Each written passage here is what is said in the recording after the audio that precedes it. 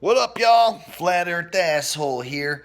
You know, I've had this image in my head since I can remember of boats sailing over the edge of the earth. It's a cartoon image, an animated image of boats sailing over the edge of the earth. And I always had this in my head, and then just recently I wondered, where did I first see that image? And then I remembered it was from a popular cartoon I used to watch in the late 80s and early 90s when I was really young. Before I used to go to school, I'd wake up in the morning and I would watch Alvin and the Chipmunks. And they had this one episode that I'll never forget where they show an image of boats going over the edge of the earth. So why don't we take a trip back to the early 80s? Actually, it was the late 80s. This episode was aired in 1988. It's called Food for Thought, Alvin and the Chipmunks. Let's check it out, y'all. What?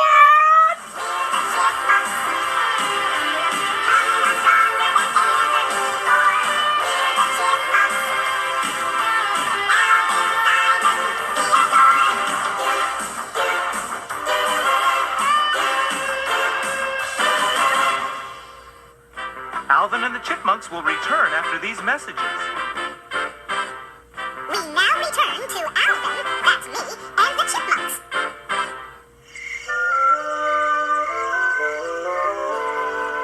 I can't wait till tomorrow night.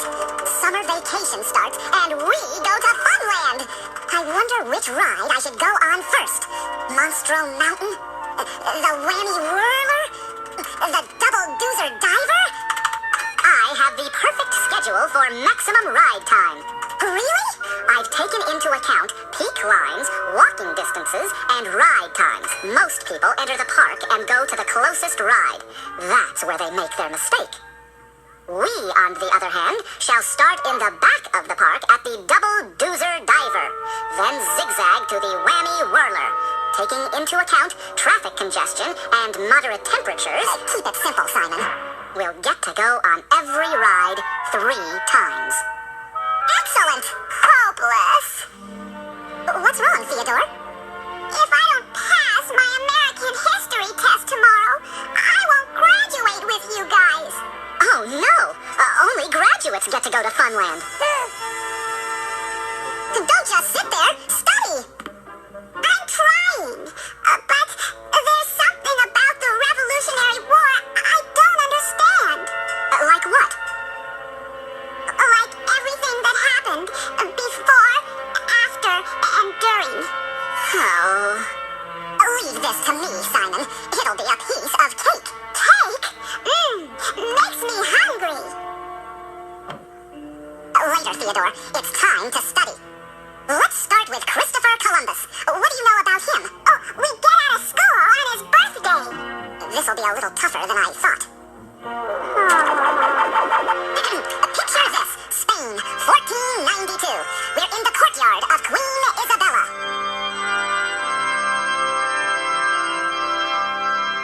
Where is the Queen's dinner? She is royally upset. It's coming. It's coming. Here, Queen Isabella.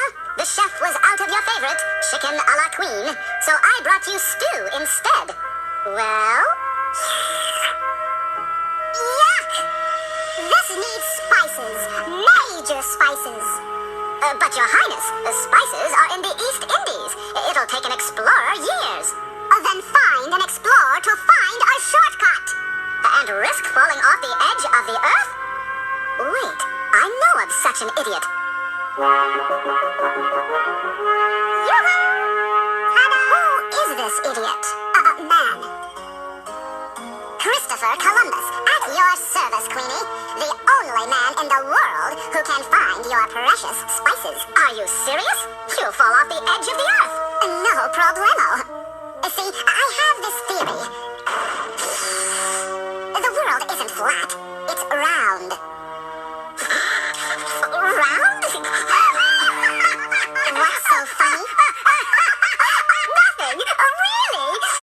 So there we have it. Alvin, of course, as Christopher Columbus, struts in there and he says, I have this theory that the earth is round. And of course, Simon's standing there with his square globe. He's got a cube representing Earth, and he's like, what? Are you serious? You'll fall off the edge of the Earth.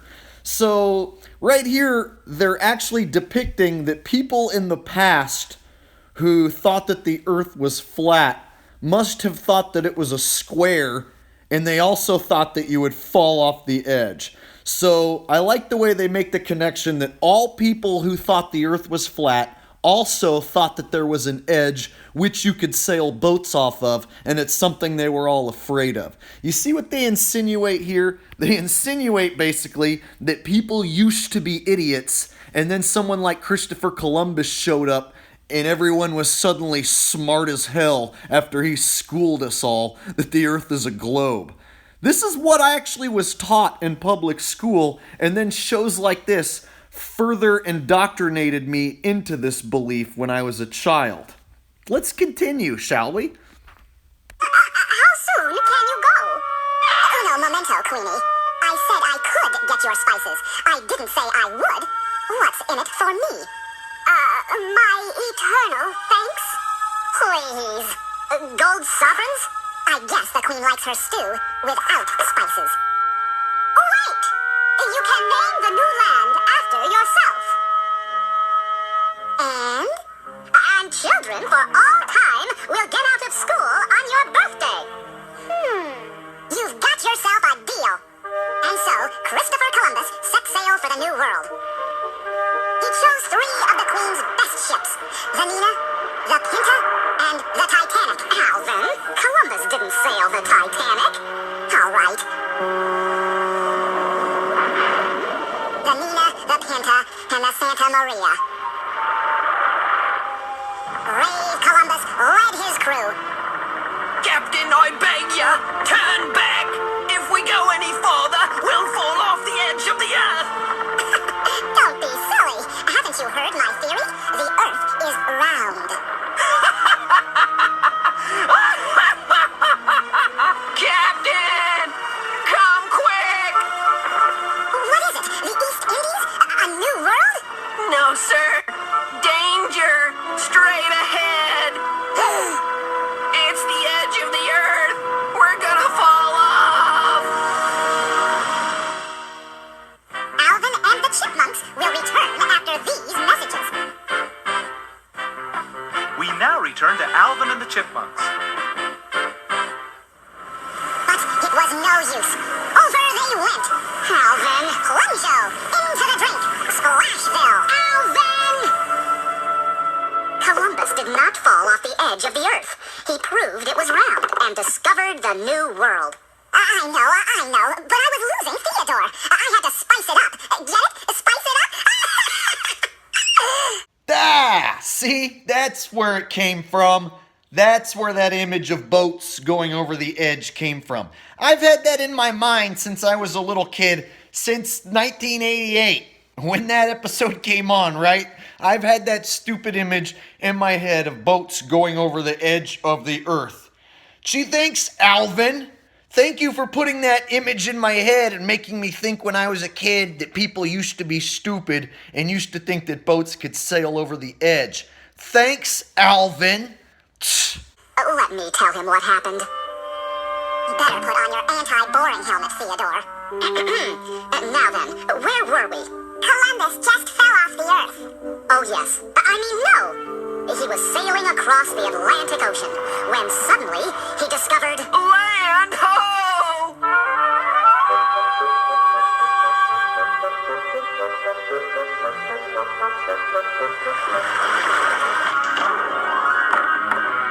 Columbus Land! Columbus Land? This not Columbus Land. This home of the braves. Sorry, Chief. I've already had the Columbus Land t-shirts printed as gifts for all you Indians. Indians? Yeah, Indians. I've discovered the shortcut to the East Indies. So that makes you Indians. Sorry, Chris. You missed East Indies by long shot. Then where am I? And isn't that awesome? That the Native Americans, they knew how to speak English. Yeah, Christopher Columbus just struts right off his boat, walks right up, and he's like, hey, what's up? You guys are Indians. This is the East Indies. And they're like, how, white man? We totally understand your English, and we also speaketh English as well. You know in East Indies, you make wrong turn. You're not in correct place. Like, this is how they portrayed the Native Americans, right? Like, they all had like a feather on their head. And that was the thing, was like my teachers in grade school, they did nothing to dispel these stereotypes. Like, we always drew Indians having a feather on their head, and we imagined them like running around going, hi, me Indian, you white man. Like, it was such a terrible, distorted image of Native Americans that I had in my head when I was a child. And I have to blame cartoons such as Alvin and the Chipmunks for this, along with other movies and films and things that we watched on TV. It just shows you the level that Hollywood will go through to indoctrinate your children, and everyone for that matter.